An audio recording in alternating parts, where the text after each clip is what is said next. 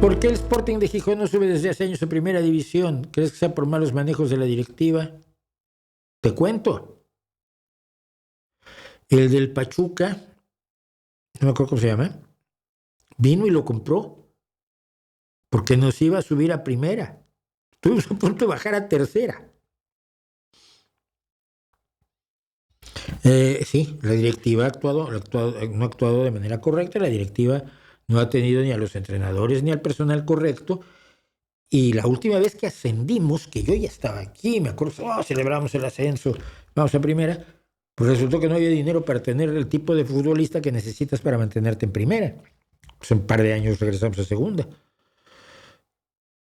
Yo espero que algún día se logre lo que quiere Luis Enrique. Luis Enrique, el mejor entrenador del mundo en este momento.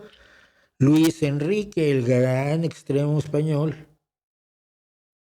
Luis Enrique, que dice, yo voy a acabar entrenando al Sporting, no sé si este año o el próximo, dentro de 10, pero yo voy a entrenar al Sporting. El día que Luis Enrique venga a entrenar al Sporting y la directiva no va a cobrar lo que cobra en el PSG, ni el 1% de lo que cobra en el PSG, y lo sabe.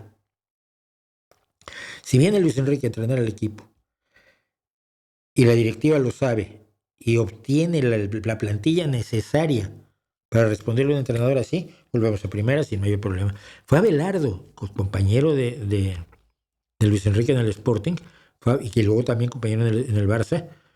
Fue Abelardo el que salvó la última vez que yo recuerdo al Gijón, al Sporting. ¡Qué horror! ¿Cuáles son tus equipos de fútbol? Mis equipos de fútbol siempre han sido el Guadalajara. Soy Chiva y qué. Soy Chiva desde pequeñito. El Barça, el Sporting de Gijón. Y a nivel internacional, pues Alemania, ¿no? Pues ya sabes que el fútbol es esa cosa que todo el mundo puede jugar fútbol y al final gana Alemania. Excepto cuando España está en la final del Mundial, en cuyo caso estoy con España.